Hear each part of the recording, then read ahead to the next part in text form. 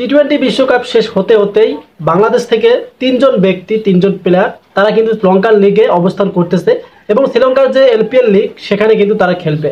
But কে কোন দলে খেলবে এটা আপনারা অনেকেই জানেন না। যারা ক্রিকেটকে ভালোবাসেন, যারা ক্রিকেটকে পছন্দ করেন, ক্রিকেট খেলা দেখেন, তাদেরকে এখন আমি জানাবো। সো আজকে কিন্তু তাওহিদ হৃদয় এবং মোস্তাফিজুর রহমান তাদের টিমের খেলা আছে। এই প্লেয়ার দুইটা হয়তো স্কোয়াডে থাকতেও পারে, না থাকতেও পারে। যতক্ষণ পর্যন্ত তারা স্কোয়াডটা ঘোষণা করে ততক্ষণ পর্যন্ত আমরা আপডেটটা শেয়ার করতে পারবো না। সো তারপরেও এই তিনটা প্লেয়ার কে কোন দলে খেলতেছে সেটা আপনাদেরকে আগে জানাই।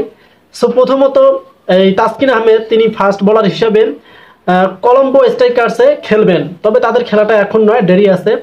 আর এদিকে তাওহিদ হৃদয় আর মোস্তাফিজুর রহমান ডেম্বুলা সিক্সার্সে খেলবেন। তাদের খেলা কিন্তু আজকে 8টায়, এক কথায় তাদের ওখানে শুরু হবে 7:30-এ, আমাদের এখানে আমাদের টাইম অনুযায়ী কিন্তু 8টার সময় শুরু হবে খেলাটি। তবে বাংলাদেশ থেকে এবার কিন্তু 3জন খেলতেছে। মোস্তাফিজুর রহমান কিন্তু তিনি প্রথমবারের মতোই চলা যায় এবং তাসকিন আহমেদ আর তাওহিদ হৃদয় তো একবার খেলছিলেন। সো আপনারা কিরকম আশা করেন যে বাংলাদেশ টাইগার টিম থেকে যেহেতু 3টা প্লেয়ারকে তারা লঙ্কান লিগে নিয়েছে এবং যে 2টা টিমের মধ্যে আছে বাংলাদেশ টাইগার টিম, কতটুকু আশাবাদী অবশ্যই কমেন্ট করে জানাবেন।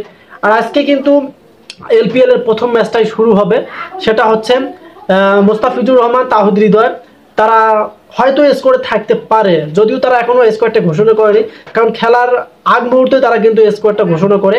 সো আমরা দেখতে পারবো যে এলপিএল লিগে আজকের ম্যাচে মোস্তাফিজুর রহমান থাকে না বা তাওহিদ হৃদয় থাকে, এদের মধ্যে কারা থাকতে পারে।